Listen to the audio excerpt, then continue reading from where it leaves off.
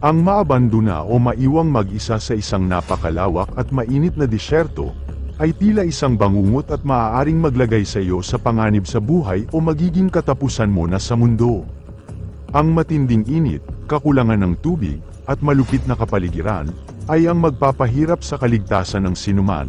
Kailangan mo ng mapagkukunan ng lakas para tumagal sa lugar na iyon at makaalis ng buhay. Pero paano, mabubuhay ka pa ba sa ganoong sitwasyon? Ito ang nangyari sa isang sundalo na inabandona sa napakainit na disyerto, habang sila ay nagsasagawa ng military exercise, pero huli na ang lahat, nang mapansin nilang nawawala ito, kaya ating alamin ang kwento sa likod ng pangyayaring ito.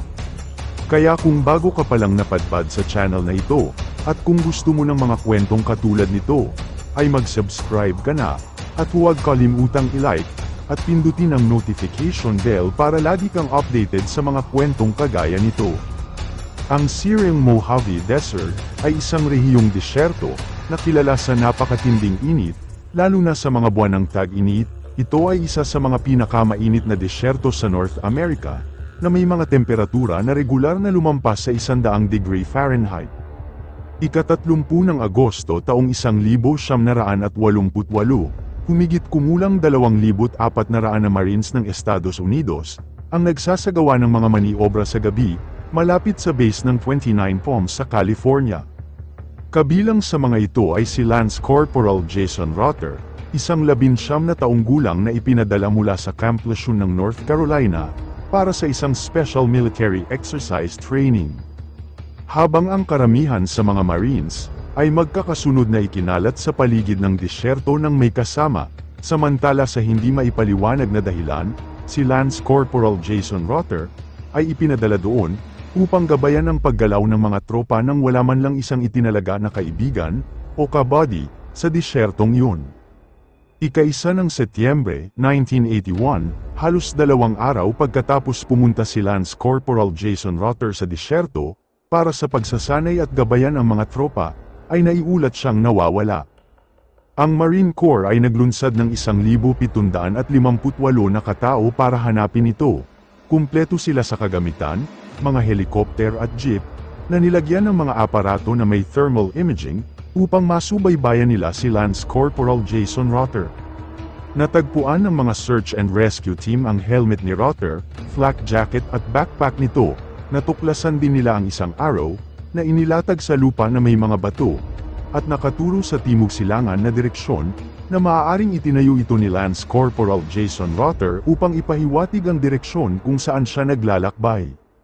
Ngunit pagkaraan ng 3 araw na search and rescue operations, ang grupo ay nabigo na hanapin siya. Pagkalipas ng 1 buwan, ang isang pangalawang grupo naman na pinamumunuan ng mga Marines, ay hindi rin nagtagumpay sa paghahanap sa nawawalang si Lance Corporal Jason Rotter.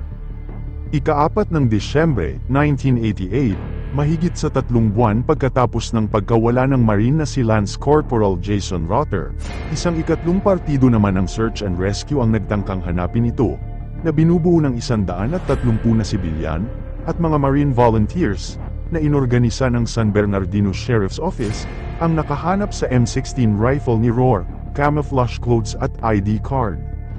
Sa hindi kalayuan naman, habang ginagalugad nila ang lugar, ay natuklasan nila ang mga tuyong buto ng tao, na alam nilang kay Lance Corporal Jason Rotter ito, na nakakalat sa sahig ng mainit na disyerto.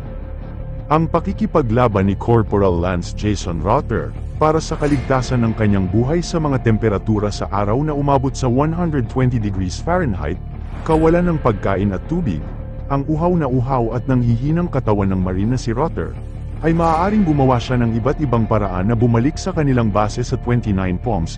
Ang kanyang kalunos-lunos na mga labi ay natagpuan, 2 milya ang layo mula sa kanilang base.